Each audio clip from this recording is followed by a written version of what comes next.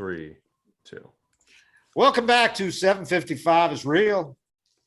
Yeah, that was rude. That interrupted me there. Welcome back to 755 is Real. I'm David O'Brien, and check out Topps Project 70, celebrating 70 years of Topps baseball cards. They're our proud sponsor. I'm with my co-host, Eric O'Flaherty, former stud Braves left-handed reliever, who the Braves could have used last night when AJ didn't have his best night for the first time in the postseason. Could have given the call to Eric. Shit, he's so much better than I was. Oh, dude, you had a sub-1 ERA one year. Come on. In the playoffs? For a whole fucking year. What he's done in the playoffs, man. Yeah, he has been a stud, no doubt. No doubt. That's why it kind of you're kind of taken aback when he has a mortal outing, when he was. And I didn't really think it was bad. Like he said, he didn't consider it a bad outing. I mean, no, he got roughed up, but it wasn't like they were just scorching balls all over the place. I don't know if the pitch selection was great, but the only risk for me, and I thought the Braves as a whole have done a great job navigating the bullpen games and taking. I didn't have any problem taking Ian out when they took him out. After I thought about it and listened to Snit's reasoning, but the only risk for me is just you're giving the Astros a lot of looks. Yeah. At your go-to guys in the pen, and it's not like they hit him hard yesterday, but they were able to battle against him. I mean, he didn't dominate him. I didn't agree with the backdoor cutter to Gurriel. I just thought that kind of plays into a swing. Gonzalez didn't hit the ball hard. He fought off a cutter in and just blooped it. That's just bad luck. It wasn't like the balls were torched off him. They were all singles, but it's kind of combined. They'd seen him. Maldonado had a pretty smart at bat where he basically said he wasn't swinging. Yeah. And they got a couple of singles off him, I mean, it wasn't his dominant self, but he wasn't terrible.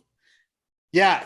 Explain to people why maybe they don't understand that there's something to that. This is a best of 7 series. You start out the series with the team being really unfamiliar with most of your pitchers, but by now you've played 5 games and they've seen these key relievers like 3 or 4 times a piece.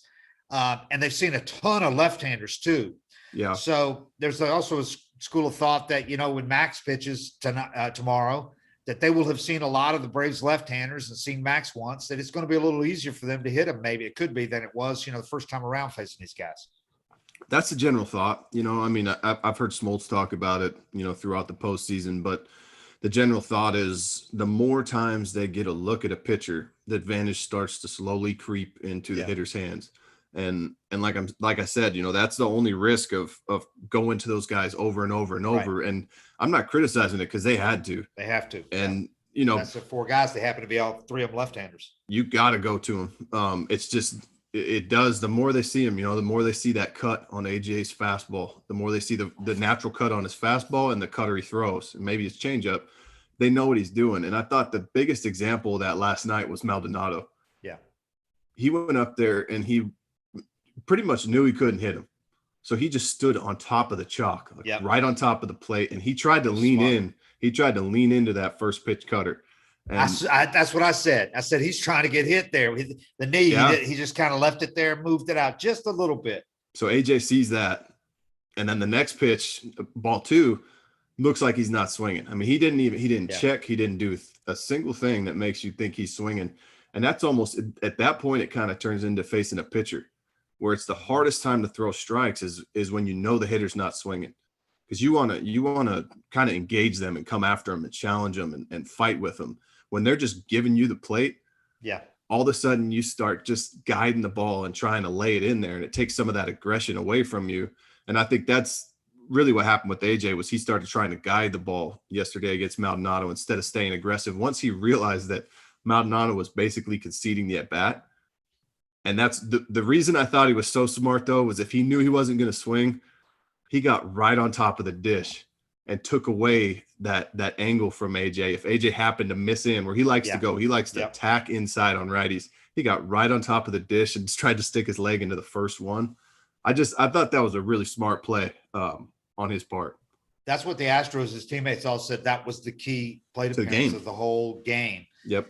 And one of them, it was either Correa. He said Mentor has been, or Gonzalez. One of them said that Mentor's been, he thought, their best pitcher on their staff in this series. Yeah. And they said he's been nasty. So for him to draw that walk, work that walk, was said that was the key at bat of the whole game. They said key plate appearance. Yeah, it would change the whole game. I mean, and that's something we talk about a lot on here too, is, kind of being a team player and not trying to do too much. A lot of guys go up there and they want to get the big hit. I think, he kind of was honest with himself and stayed within himself and said, I'm going to swing if I get to 2 strikes. But it was pretty obvious he was going to try to draw a walk or get hit because he knows how nasty Mentor is. So that's just some of that unselfish stuff you see on really good teams. And he hasn't done anything in the postseason before that. And Maldonado, Marwin Gonzalez hadn't either. I mean, they signed him to a minor league deal in August. Didn't do shit for the team during the last. Really, I mean, at the plate for the time they had him, and hadn't done anything in the postseason really. And he had a huge hit, didn't lace it or anything, but found some grass and drove in 2 runs with that little knock to left field. So changed everything in a game that I swear, man, I know anything could happen in these games, and Houston's got a great lineup. So, but when Duvall hits that first inning grand slam, I got carried away at the moment. I thought, this is over. Braves are going to do this tonight. The crowd's going berserk. Yeah. Because you forget for a moment that they've got a kid pitching who has literally not pitched since June. Yeah. And is making his postseason debut with a start in the World Series. And in hindsight, I mean, I didn't think it was smart at the time, starting 2 rookies back to back. You can't argue with the bullpen games because they had to do them after Charlie got hurt. They already had to do a bullpen game for game 4. When Charlie got hurt, they had to do a bullpen game for game 5. Yeah. I just didn't like starting 2 rookies in that and thinking that neither one of them was going to be affected by this incredible stage, bright lights of this big stage, 43,000 people foaming at the mouth, even if it's a home game. It was electric. And neither one of them pitched well. I mean, they both, one of them lasted one game, got 1 out. Dylan Lee got 1 out. He just looked, it looked like the stage got to him. His eyes looked big out there, It was the 4th major league game. Yeah. It might happen. He pitched in 2 games in the last weekend of the season. Yeah. Then he made 2 relief appearances, and then he is starting in the World Series. Yeah, that's a big load to. There's a reason that no team has ever started 3 rookies in a World Series, or 3 rookies in a postseason series, and the Braves just did it, and it didn't work. I mean, it'd been great if it would have, but I just thought they had other guys who could have been the opener. I understand Snit's reasoning. Left-handers to face the top of that order, and guys they've never seen before. They got no book on. And work with Kyle Wright because he's pitched great, and they'd never seen him. Well, but Kyle saved the whole thing. Without him, you probably lose both of those games. Yeah, he was. We talked about him in his first appearance, how he had the best stuff in that game, except maybe Graveman. Yeah. And he was terrific in his previous appearance. And then he comes in and just nutted up after he replaced Dylan Lee with 1 out, bases loaded, got out of that by giving up only a ground out to drop in 1 run. He was terrific. That was huge. They don't win that game or even come close without him.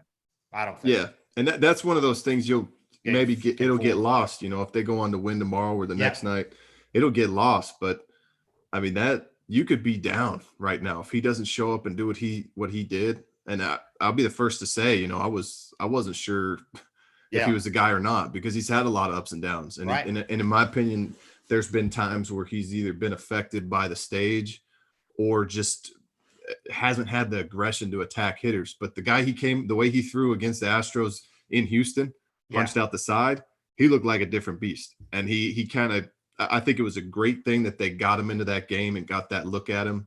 He must have been throwing the ball pretty well wherever he was working out at, and in AAA and everything. And he pitched really well at AAA. Yeah. Snit said after the game, he thought that was he knows it was hard for him to be there all year, but he thought it was the best thing in the world for him to spend basically the entire season at AAA and just work on things because he came back. Build that confidence.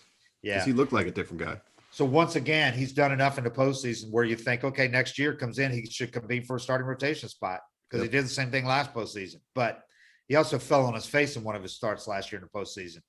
This year he's had 2 opportunities and looked great both times. He gives up the home run, but that's it in that game. And that's fine. Yeah. Solo shot.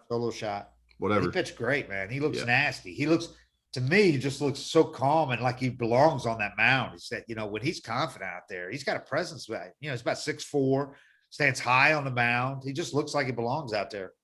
That was my first impression of him. I remember watching him with pitch against Philly in Philadelphia, watching his body language and how he controlled himself walking around the mound. I was like, shit, I'm going to bet on this guy. Yeah. You know, I feel good about a guy that looks that stable up there and that confident on the mound and like he's in control.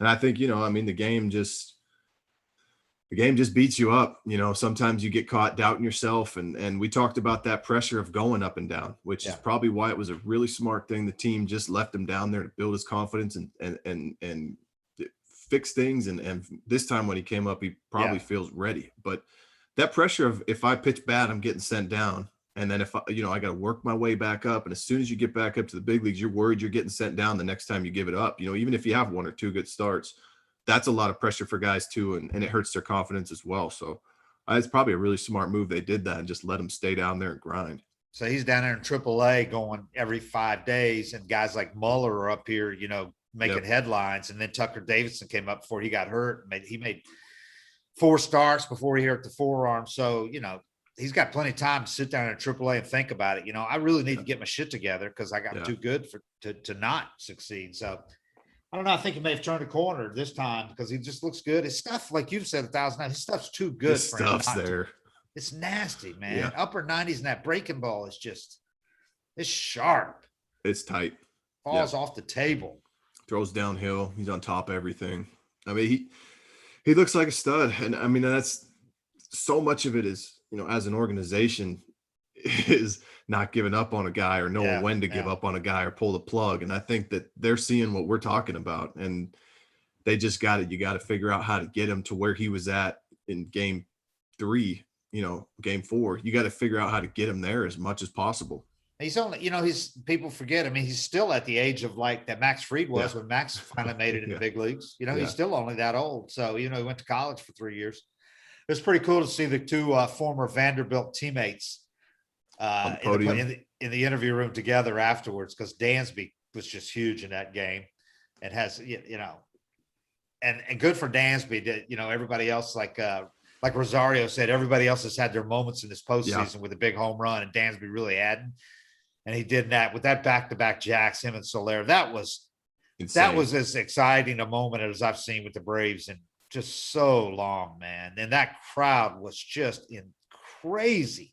And they were again when Duvall hits his grand slam. But for them to do that back-to-back, it has only been done 3 times in World Series history. And one of those was Babe Ruth.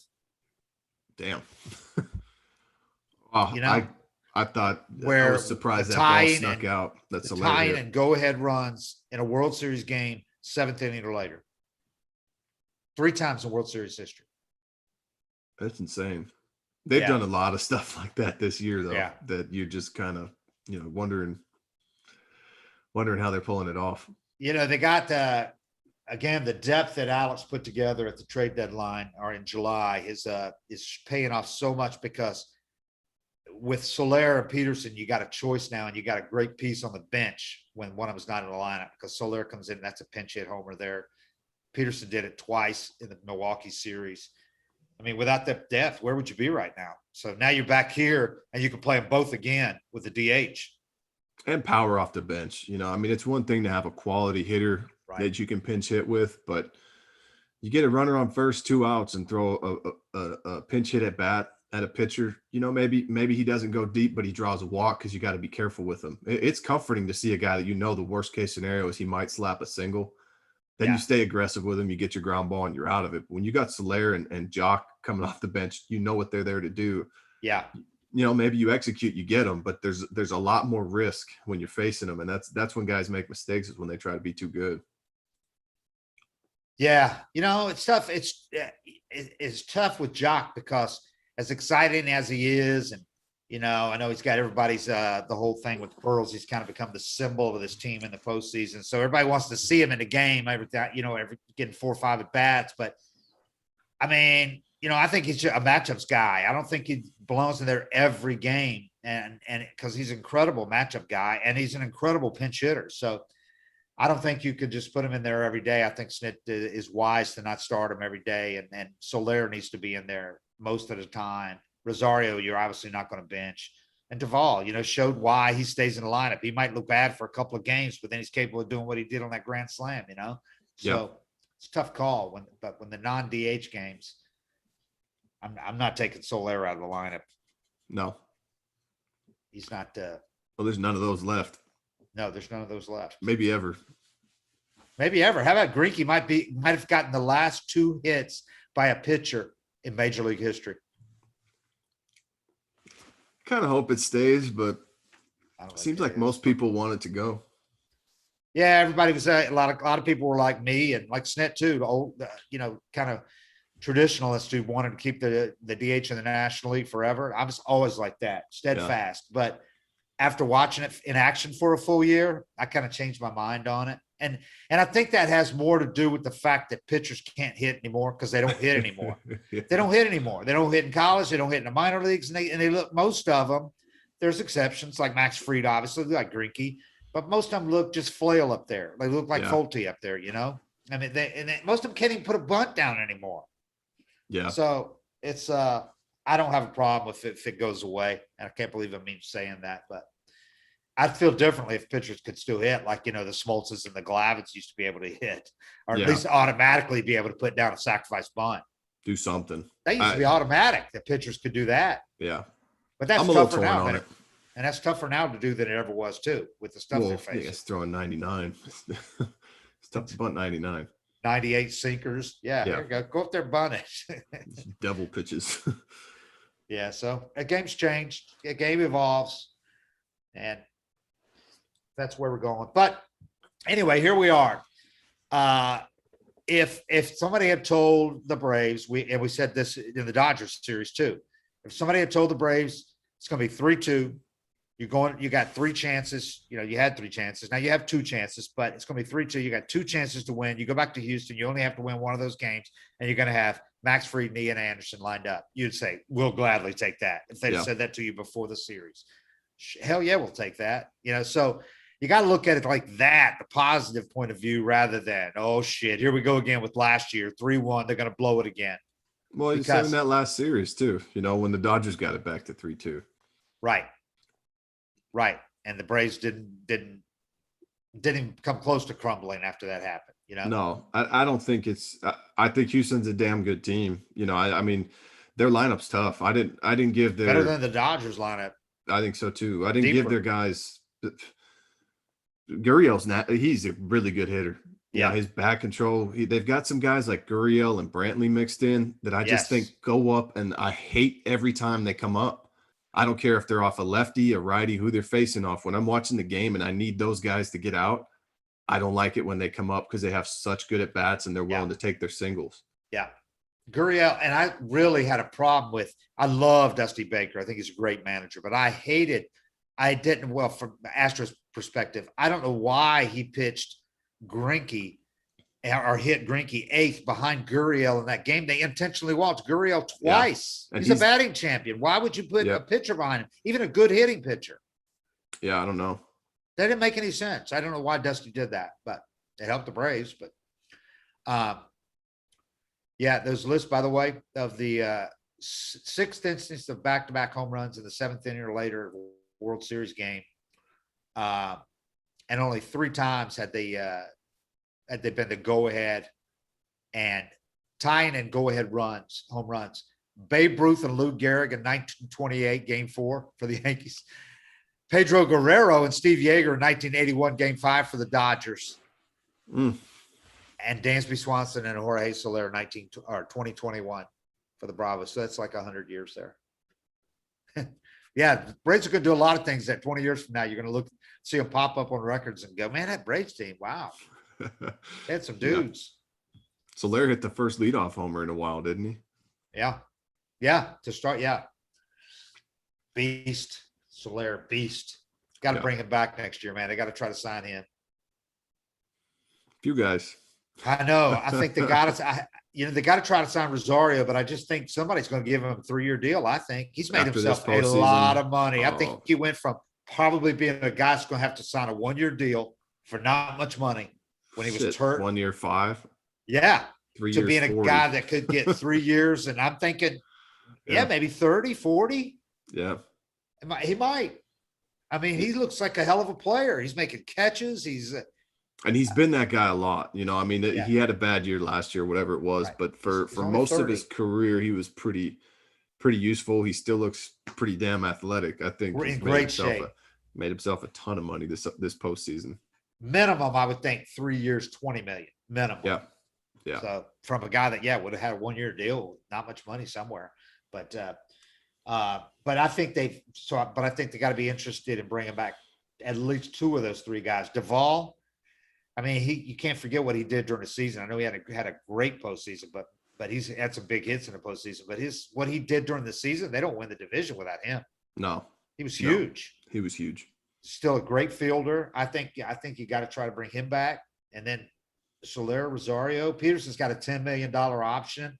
I don't think they're going to pick that up. It's a mutual option, but somebody's going to give him some money. I don't know. I don't think it's so crazy to think about too. If he had a better World Series, if he carried him in the World Series too, the way he carried him in, earlier in the postseason, got those big knocks. If he had 2 big homers in this series, you'd be like, oh, they're picking it up for sure.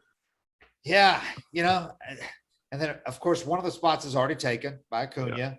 I still don't know what they're going to do with Ozuna. They got to get rid of him somehow. I think they're going to try to get rid of him somehow.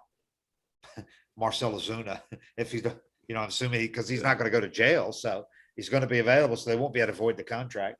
And then you're going to have, I think Drew Waters and Pache are in a really bad spot for 2 prospects. Yeah, because they're just, I don't see how they keep a spot open for either of those guys. No way. Well, they gotta deal with the lockout first before any of those moves. Yeah. Who knows what the economy is going to be? Because there's going to be a work stoppage almost certainly. I feel like there is. Yeah. But first things first, the Braves need to win this World Series, and it's crazy that these 2 teams, with all the talent that they have, they're the teams that deserve to be here because they were playing best when the postseason come around. But it's become a war of attrition, and both teams have run out of starting pitching. You've never seen a postseason where these great teams are playing bullpen games. It's crazy. It's crazy. You're starting rookies who've never pitched in the postseason or never started in the postseason, and are pitching in the biggest games of the year. I don't know if I've seen a single, even a 6-inning start that I can pop, off the top of my head, a guy going a full 6 and handing it. It seems like 90% of the starters are out by the 5th inning. Yeah. What there was one earlier, Tampa Bay? Who had one? Did Sale go deep? Somebody went deep with the Red Sox. God, I forget. There was one like an 8-inning start in the postseason, but I think it was only like 1. Yeah. I mean, if a guy goes 5 strong innings, you look at it the way you used to look at a guy going 8, like Tom Glavine in Game 6, going 8 1-hit innings. Yeah. Yeah, it's crazy.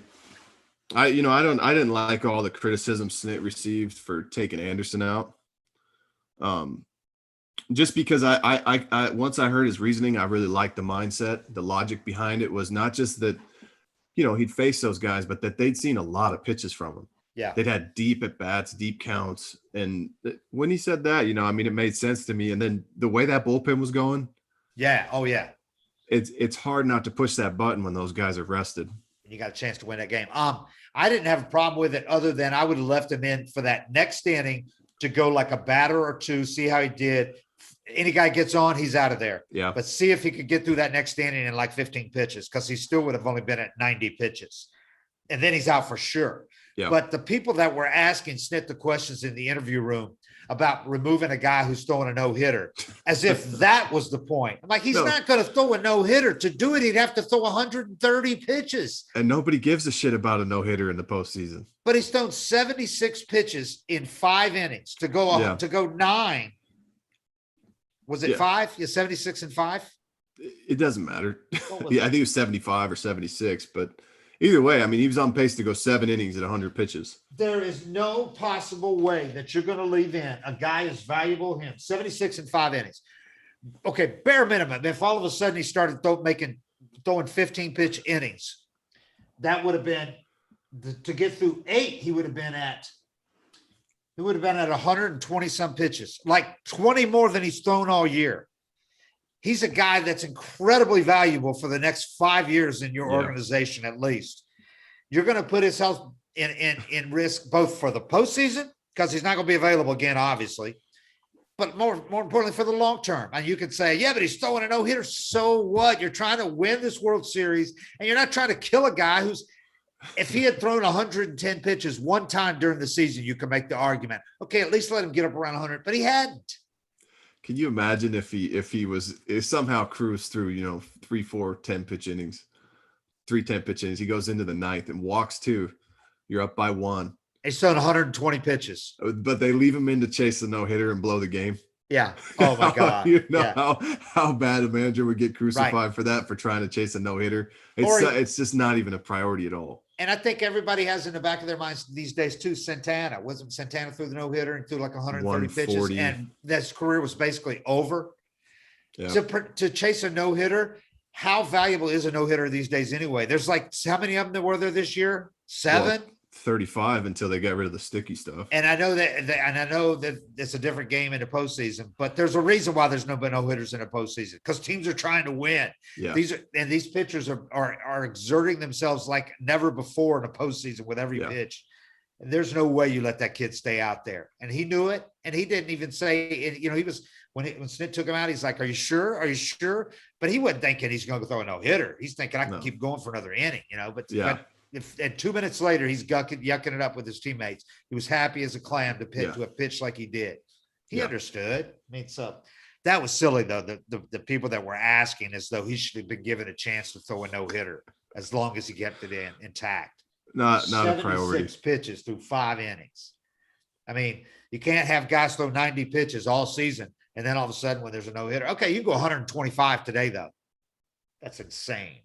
Yeah. But that was he was terrific. He was great. He was good. Had 3 walks, but he was, as Dusty said, and also some people thought Dusty on Twitter, some people thought Dusty was slighting him when Dusty said he was effectively wild. Anybody in baseball knows that's not slighting a guy. I mean, he was effectively wild. Yeah, I mean, he could have been slighting him a little bit, because it wasn't like Anderson was filling up the zone. But what I give Anderson credit for, every single time I watch him pitch, the dude does not give in. Never. He does never gets to 2-0 or 3-1 and just lays a cookie in because he doesn't want to walk anybody. It's like Glavine in that regard. Glavine would gladly walk a guy rather than give up a knock. Yeah. And he just keeps trying to make pitches over and over and over. He throws, he'll throw a 2-0 changeup and he might miss by an inch, and then he'll come back with 3-1 fastball on the corner. If he walks him, he walks him. But he just never gives in, which is, I mean, I guess you could call that effectively wild sometimes when a guy's behind the count that much, but he plays off their aggression and does not give in. And I notice it every time he pitches. Yeah, I just thought the way watching Dusty when he said it, I thought Dusty was not dissing him. I thought he was complimenting him in a way, that he was actually effectively wild. So we couldn't square him up. He wasn't giving us anything to hit.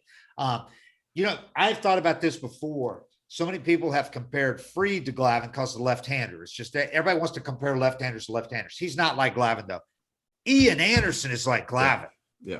Their demeanor is the same on the field. They are stoic. They're unemotional. Yep. They're, Ian throws a little harder than Glav because Glav, Ian throws a little harder, but he doesn't overwhelm guys. He doesn't throw 99. No, he pitches his ass off. Right. And Glavine pitches his ass off, and neither one of them gives in, like you just said. I just think he's the guy that reminds me most of Glavine of these big Braves pitchers. And that's a total compliment because they're both smart, calm, really mature beyond their years, because that was Glav all the time. And these young guys are way mature beyond his years. So to me, they're so much alike. Even keel. Everybody talks about Ian being an old soul, even keel. That's Glavine. I mean, that was Glavine when he was 30 years old or 28 years old or whatever. So it's going to be Ian, man, is the guy that, Soroka and Fried have the spectacular games and kind of overshadow Ian. But Ian's the guy that game in, game out, this guy just does it. He competes. He always competes. So I feel good, hearing that stuff about him and watching what I've seen. I think he can handle a game 7 if it has to go to that. Just look what he's done in the postseason. This is 8 postseason starts now. The guy's got like the second lowest ERA in history for his first 8 postseason starts. And I think Sandy Koufax is the only one ahead of him. He's like 1.3 ERA for 8 starts. Yeah. And I know he's not going 7 innings, but he's giving you great starts every time he goes out there in a postseason. Well, and that's kind of, that might be something that makes it a little easier for him, is that there isn't that expectation to go 7. Right. Especially when you have that pen down there. Yeah. You could say, I'm not giving in. I just got to get through 5. And that's not a mindset that any old school baseball person's going to want to preach. But when you're pitching in this postseason, you got those 4 horses down there that have just been lights out, one or 2 games where they haven't been perfect. But you could say, and it's a perfect setup for him. It's where he can say, you know what? I'm 3-2 to Correa here. Yeah. He's getting a changeup because I don't have to try to go 7 because our bullpen is so strong. And that pressure flips onto the other team too, as they feel pressure to do something against Ian because they know who's warming up down in the pen. Yeah. He doesn't have to pace himself. He doesn't have to worry if his pitch count's getting up. Just go out there and give us what you can give us. If it's 4 great innings, if it's 5 that's fine. And that wasn't the way it used to be. Glavine went out there. They're looking to go 7 innings minimum. Yeah. Maybe use 1 reliever, 2 relievers tops. Yeah. Yeah, it's a different mindset. You're right. I think Ian has got it right, the right mindset for this too. So, and I think Max is due. This is 2 bad starts in a row for him. Yeah. And it's not like he's throwing 92 all of a sudden and he's injured. He's not. He's still throwing 96, 97. I just think he's had 2 bad starts, but I will not be at all surprised if he comes out there and deals tomorrow. I really won't. I won't either. I think he had a bad start against LA. He had a tough start against the Astros, his first start. They got some, they hit a few balls hard in the first, but they got a lot of cheap hits. They put some balls in play. And, maybe I always notice, whenever you're locked in, you get away with pitches. You get more swings and misses. And whenever you're just a little hair off, you have that tendency to give up more cheap hits and cheap knocks, and then the big one comes. But overall, when I watched that Houston one, there's infield singles, CNI singles, bloopers. I thought he threw the ball a lot better from LA to Houston. Hey, while I think about it, hey, Cameron, I think we have some ads, right? We need to make some money. Yeah, time to throw another show or 2. Yeah, time to roll in that dough. And just real quick, just want to say to everybody that's been listening, whether you guys have been with us through just the playoffs and World Series, if you're a new listener, if you guys have been with us from the start, we really appreciate the support. I mean, you guys help us really just keep afloat. We really appreciate everything you guys do, whether it's the engagement on YouTube or leaving a comment or addressing us on Twitter. We love it. Thank you so much. If you guys happen to be listening on whatever podcast player of your choice and you've not seen us on YouTube yet, make sure to join us at youtube.com/755Israel. We got a lot of awesome stuff going on here. And also real quick, the Athletic Baseball Show, for those who want to stay within the Braves theme, Dale Murphy is joining Jason Stark and Doug Glanville on Starkville tomorrow within the Athletic Baseball Show feed. So please go check that out. We appreciate the support all around. And, if you happen to be on the Athletic, don't worry, you won't have to listen to the ads if you're listening to this. If you're listening free on Apple, Spotify, wherever, some ads are coming your way. But now is the time to check out the Athletic. You can get a tidy deal. I think just $4 a month for a subscription. If you go to theathletic.com/755Israel, you can check out David's written work, Ken Rosenthal, Jason Stark, Jay Kaplan of the Astros. Make sure you check all that out. And again, we really appreciate the support, guys. But without further ado, just a couple quick ads. Want to tell you a simpler way to get all your entertainment that you love without the hassle. It's called DirecTV Stream, and it brings your live TV and on-demand favorites together like never before. So you can watch your favorite sports, movies, and shows all in one place. That means no more juggling remotes and no need to buy another device ever again. And the best part, there's no annual contract. So get rid of the clutter and the confusion. Get your TV together with DirecTV Stream. You can learn more at directtv.com. Compatible device required. Content varies by package. And it's fall, which means not only is baseball at its peak, but football is in full swing. And for many of us, there's no better way to enjoy the games by having some skin in the game, which is why BetMGM remains the exclusive betting partner of The Athletic. And as a fan of The Athletic, you can bet $10 to win $150 plus a free 3-month subscription or extension to your subscription with The Athletic when you bet with BetMGM using our promo code.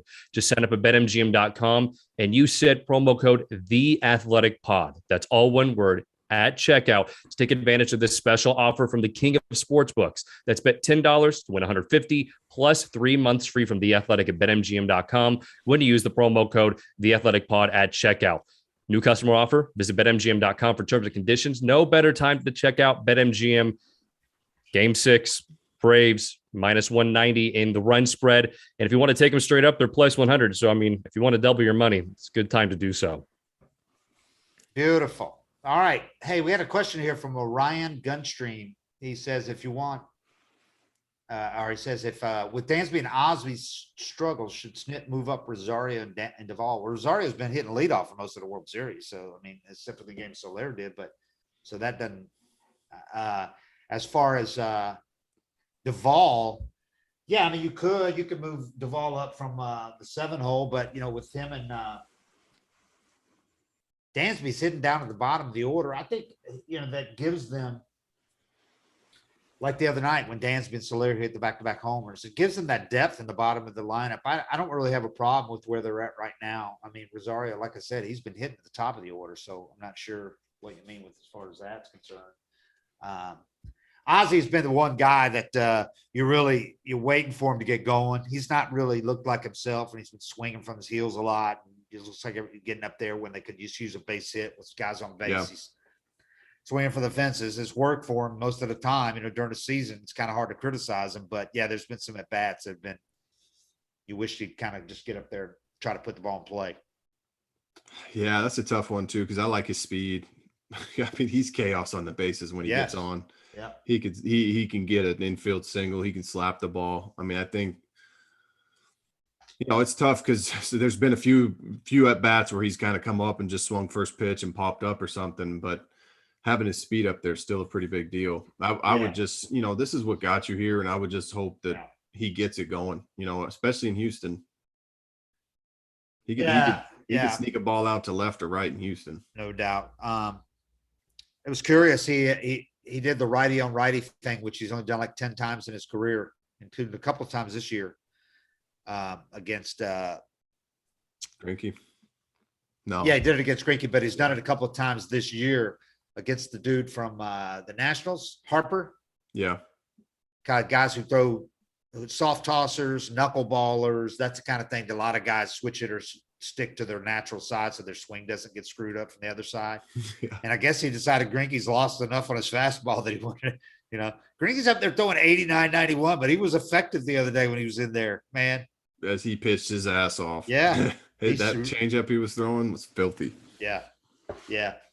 So I know every time Ozzy does it, people are like, why didn't Ozzy start hitting from, give up switch hitting? And, the dude with the Orioles did it this year with great success. So that just kind of feeds into it. But, if it comes to that, it'll come to that. But so far, they've decided he's too valuable as a switch hitter and that he really hasn't played enough baseball and switch hit long enough to really give it up, because it makes him so much more valuable if he can develop that a little bit more than it is now. And there's been seasons where he's hit great from that side. So, when you look at it too, it's like, yeah, he's doing it against a righty that can't blow his doors off. Right. But there's such an advantage when, lefty, or righty, a dude's throwing 98 and with a good breaking ball, of not having to think it's going to hit you in the face at any point in the at-bat. Yeah. So it's one thing to do it against slower throwing guys and think about shit canning it against a guy throwing 89. But when you get in the box and it's 100 or 97 and the guy has a good slider and you got to keep your face in there, it's quite a big difference. So I would, if switch hitting's an option and you can make it work, I would suggest sticking with it. Right, because you're doing it for the first time in your professional career. If you're switching all of a sudden, so obviously you're not going to do it in the middle of the season. It's going to be something you have to start in the off season and all through spring training, and then decide late in spring training at some point. All right, am I going to stick with this? Am I comfortable with this, or am I going to go back to switch hitting? That's when you would do it, not in the middle of the season. You can't do that. People think you can just jump over there because. Yeah, when he hit from one side when he was a little kid, it's totally different than hitting from one side against like what Eric just described. Yeah, they didn't have 12-6 curveballs in Little League. It's terrifying up there. Hit against a guy throwing 100, you know? So with that open stance he's got too, oh, man. Yeah. That's a crazy stance he's got. It reminds me of that dude that used to hit for Toronto when I was a little kid, that great hitter Bautista? they had. Yeah. No. Was it Bautista? No, way before Bautista. back in the Rod Carew era, after Rod Carew. He was like a great hitter with it. He had the most open stance I'd ever seen until Ozzie. Wide open. Shit, I can't remember. My memory's torched. Yeah, mine too. But so, man, I mean, it's still crazy that we're sitting here. Here we are, Game 6 of the World Series. We're back in Houston, and I keep thinking about if somebody had told you this 2-3 months ago, or even a month, barely a month ago, late in the season. Everybody was like, okay, the Braves are going to win the division, but they'll be lucky to get past the first round because the division was so weak. Nobody gave them credit. Nobody gave them a chance, man. And people need to take a step back when they see them lose a game, fail to clinch at home, and go, look where they are. They have surpassed all expectations. Yeah. Nobody picked them to be where they are, I mean, with a couple of exceptions, nobody picked them before the season to win a World Series. A couple of notable guys like Buster did, but that was before they lost Acuna. If somebody said you're going to lose Acuna, nobody would have given them a chance to win more than one postseason series if they even won the division. Well, and everybody was banking on Soroka starting tonight if they did get here, Exactly. And Ozuna being a stud like he was last year. Yeah. When him and Acuna with Freddie were the big three guys. You lost two of them. I mean, look where you are. So got to keep it in perspective, man. This could be the most improbable championship, that a team's won in a long time, but certainly the Braves, if this is the second team to ever win a World Series for Atlanta with all those teams they had in the 90s and up through Chipper's career, with the early 2000s and when they were still great. But if they could pull it off, man, what it would do for the franchise going forward, man. I think there'll be no more excuses too about payroll because already they have the second highest attendance in the majors this year. So they can't fall back on that weak excuse. Yeah, behind the Dodgers, they had the second highest. It helped that they didn't have restrictions early that some other places did. But nevertheless, by the second month of the season, most places had lifted their restrictions, and the Braves kept drawing really well. And then the postseason, their fans have turned out. Never mind that bullshit they think about Atlanta not being a pro sports town or not supporting the Braves, like in the old days when they'd have a day game in the first round and there'd be 10,000 empty seats. That place has been packed for every postseason game, and the crowd's been really loud. So the Braves fans have silenced all that crap because they've been as loud as anywhere we've been. Dodger Stadium's a little louder, but that's because they turn up the volume and the music's so loud. Just the fans themselves, nobody's been louder than the Braves fans. Well, they got the battery right outside too. Yeah. And you see all the ones out there, there's like 10, 20,000 people in that little park, that little fake grass area right beside the stadium. Yeah. It was packed, man, in the rain and 49 degrees. Yeah, it's looked like a party. It's looked fun. If I wasn't 4 hours away, I would have definitely wanted to get down there and check some of that out. Just to see it. Terrific atmosphere. And the tickets for this series have been like the highest in a long time. To get in, it's cost you $1,000 to get in for standing room only. Yeah, that's tough. Yeah, and shitty weather the first two games out there, and nobody left those games. Nobody. They were there till the end. So it's too bad he couldn't clinch at home because I would have loved to see that because it was, good Lord, that roof came off when he hit that grand slam. And then those back-to-back home runs. Oh, it was so loud. It's pretty cool. And great atmosphere in Houston too. So they're gonna have to battle a whole different set of elements. But they've shown again and again that the road doesn't bother them. They did it at Dodger Stadium. They did it in Milwaukee. They won a game in each of those places. They won a game here. So it's a tough team, man. You got some tough guys. Yeah, no, they're different. They're not. I just think even Mentor, listening to him talk after his game last night, he's not hanging his head. No. He's defiant. And it's you sound like you're full of shit as an athlete when you give these quotes to the media of cliches or I got to keep my head up or I don't think I pitched bad. But even if it is a load of shit, like it's so important to say it out loud and project that message and believe in yourself. And sometimes you don't believe it, but if you say it enough, you start to, and you put it behind you. But when you hang your head and you're down on yourself, I don't know, I left a couple pitches middle, I let the team down, and you're just all mopey and down. I mean, that just carries on with you. And I think as a whole, this team has a really special mindset, and it's a special group. Obviously, that's why they're here for me. you know, especially all the obstacles you talked about. But just being able to put a positive message out there, and you don't get that by yourself. You know, that's a group mentality that's kind of transferring, and guys are having shitty outings and they're saying positive stuff. Same with Luke. Luke blew that game in LA and he said he'd throw the pitch again. Yeah. You know how hard that is to say, because you know everybody's gonna rip on you when you say I'd throw it again. But saying those things out loud and having the balls to stay it and stick with it, you know, that's part of why he turned things around the next series.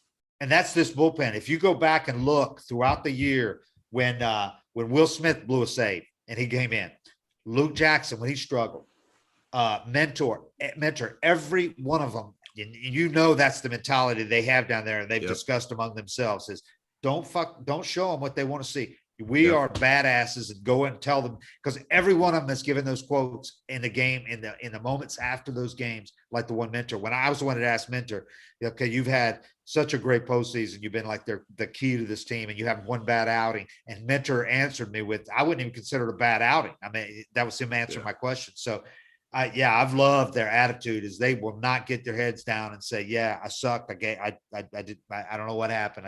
They're not like that. They're just, it's a different mentality in that bullpen. And they've got a great mix of guys in there. Will Smith has been a key to that too, because that dude's to use the cliche, he's a bulldog, man. He's a stud. Yeah. He's got ripped all year and he doesn't give a shit. He's not going to. That's so hard to do. He doesn't care, man. He does not care if he's booed in his hometown. He's going to go out, and he said he was going to go out and keep doing his thing, and he did. And he's been unbelievable in the postseason. Yeah. You know? And as far as the team wide, I don't think it can be overstated how important the arrival of Peterson, Heredia being on this team when he was called up early, that energy that Heredia gives, that just the certain qualities that each of these guys brings to this mix, this stew, it's just all worked perfectly together. And if you didn't have all of them, if you only had one of these guys, you know, like Peterson, but you didn't have other guys, that it wouldn't work, but it all has blended together. And each one of these guys brings something so valuable to the table in this thing. And, you know, and a guy like Heredia has made it possible for Soler to fit into this team, because Soler said, you know, that he's an introvert. So he would have came over here from Kansas City and wouldn't have talked to anybody. It would have taken him a long time to kind of fit into this thing. But Heredia is a total extrovert, a fellow Cuban that immediately, day one, introduced Soler to all his teammates, made Soler feel right at home right away. So it's just all worked. It's all worked with this team. And if they win a World Series, that's going to be the story of this team, I think, is that the sum of the parts was great. Every guy reached his potential and contributed to this team. And it was because of all of them, the way that they've all blended together. Because Dansby Swanson is he's not like any of these other guys in that the way he's kind of this straight-laced, you know, kind of a guy with a Christian background, Atlanta guy, just the ultimate kind of baseball, grows up with baseball, suburban kid that, and then you got these guys, you know, from Cuba, and they got a guy like Freddie from California, and you got just so many different ethnicities on this team and personalities. Just like Josh Donaldson, how well he fit in here a couple of years ago, his different personality. But you got so many guys with different personalities on this team. And Jock Peterson, who's unlike anybody on this team that I've even met, you know, guy played high school, was a high school football stud out in Palo Alto, California, you know, and has got a brother who's a hitting coach with the Cardinals, in the Cardinals organization. It's just, there's all different kind of guys with different backgrounds, and it's all blended together splendidly with this team. Yeah, and I don't know if it's like matchmaking. You know, I don't know if you can really do that on purpose, but whenever it happens, it's really special. And you know, I mean, it's stuff like that changed my career, coming over from Seattle which was, you know, not a bad clubhouse, but just kind of whatever, to the Atlanta Braves clubhouse, where it was so welcoming and everybody had your back, and you pitched bad, guys picked you up and just said those little things, you know. All that type of stuff is kind of contagious, and mindset's contagious. And I think, you know, the biggest example of it watching the team is that literally everybody has contributed this postseason. Yeah. So everybody seems to have had their moment, you know, some guys more than others, but like you were saying with Dansby, hadn't got that big hit yet, comes up in a huge situation and goes deep and ties the game. Yeah. And it seems like everybody's just whatever it is, made their contribution. And I'm sure it's like that in the, the clubhouse chemistry and atmosphere too. Yeah, but didn't even mention, a goofy guy like Luke.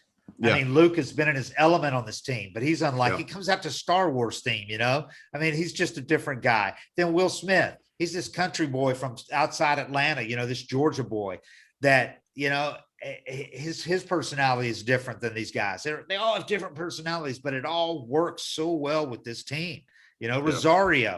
Rosario's the guy that I thought was kind of came across as aloof, maybe from afar watching him, but he fits great on this team. Yeah. And all of them are their personalities. They feel like they can be themselves on this team, and they don't have to kind of fit the mold of a straight-laced, maybe the Braves used to be your dad's Braves with a button-down professional team and all that. And that was fine for that era. And those guys, they had a bunch of guys that fit that mold. This team doesn't have that mold where those guys can't come in and be themselves. A guy like Heredia, he would have been out of here. He could have never been. A guy like Acuna could have never played on that team, not without calming it down, Yeah. So that was Escobar's big, thing was he wanted to play his style right. And he would be fine doing that on this team. Oh, he'd go off. Yep. And that's credit to Snit for being able to embrace that stuff and understand to just let guys be themselves and not get caught up in, I mean, some of the stuff would bother you, I'm sure. I don't think Snit ever saw himself being okay with a guy running around with pink samurai swords on a walk-off, but I think that he's just done a great job of kind of stepping aside and letting the guys be themselves for the greater good and grasping how important it is for a group to have an identity like that. And I think he's just done an amazing job with that. And that's something he'll never get credit for, but it's pretty cool. And to be like one of the oldest managers and the most old school style manager, to adapt to a team and allow that on his team, huge credit to him because I mean, he's kind of like Dusty Baker in that regard. Old guys that know the game's changed and they don't try to make everybody conform to their standards of when they played or how the game was played. I mean, they're smart enough to know that you're going to do better off if you let these guys be themselves. They're going to play better. Yeah. If they can be themselves.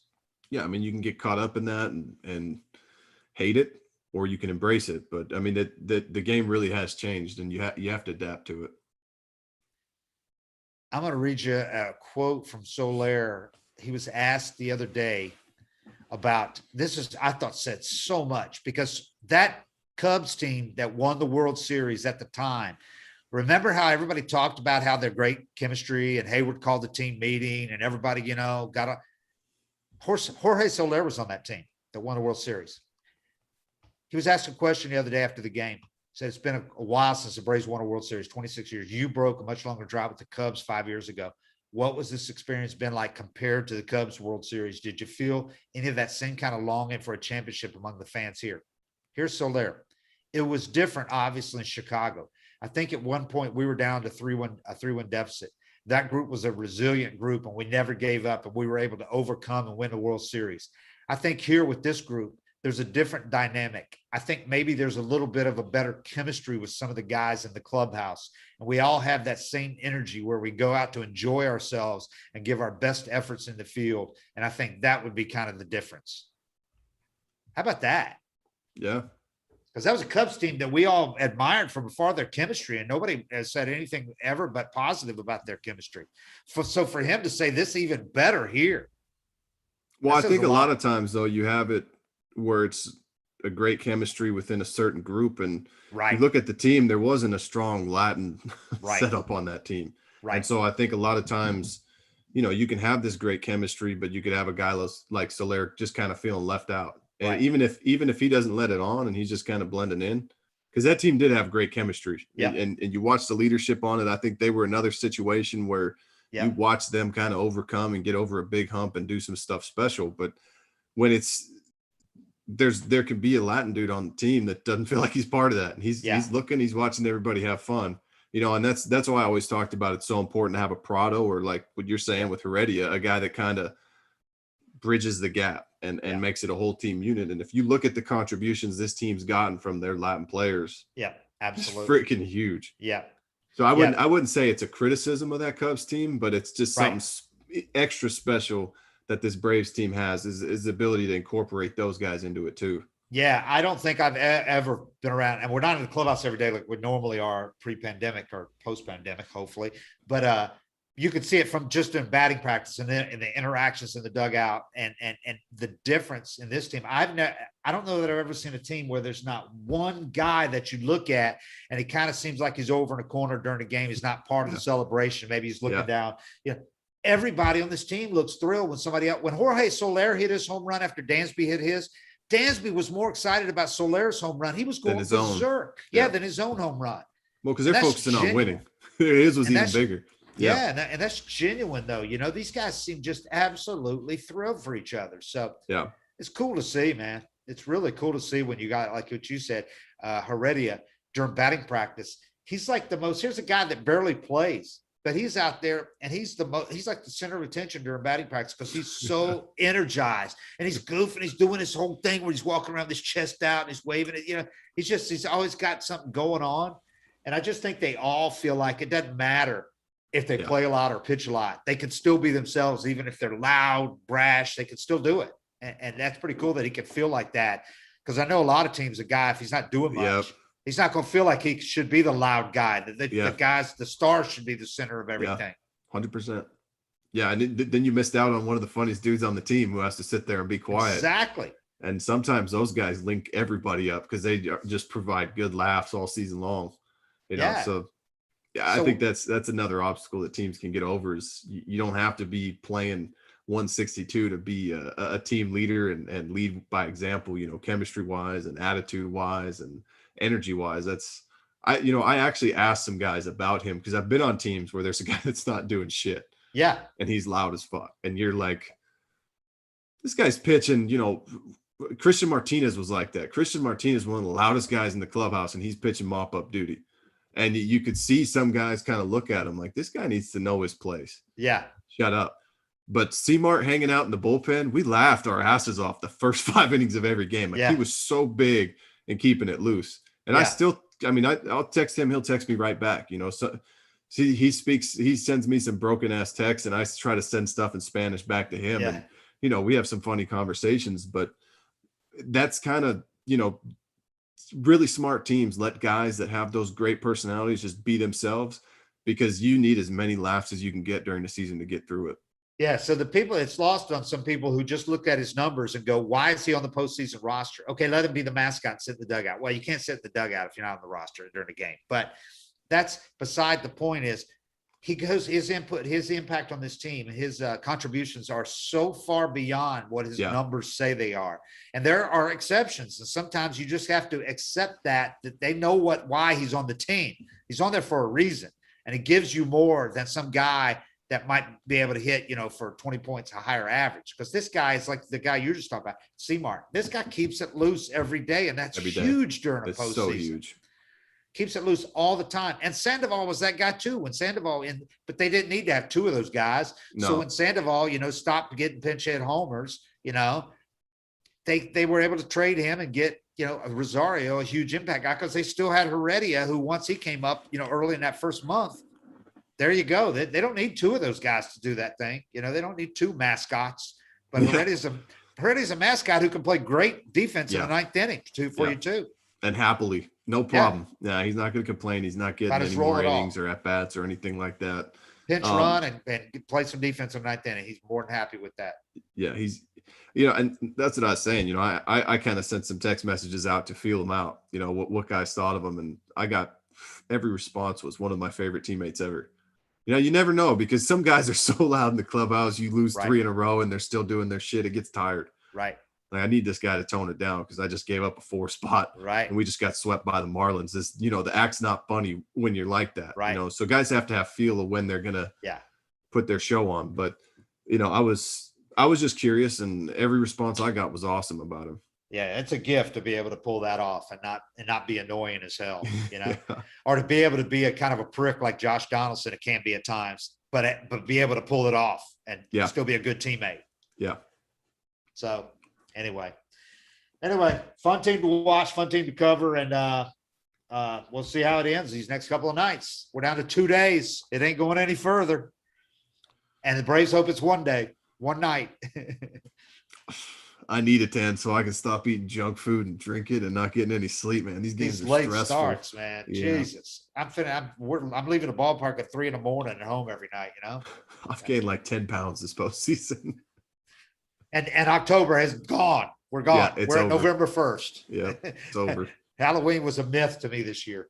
Yep. So, all right. Well, we'll do this again when this thing is over. The day after it's over, we'll have another one of these. Cool. 755 is real. Thanks everybody for all the support. We appreciate it.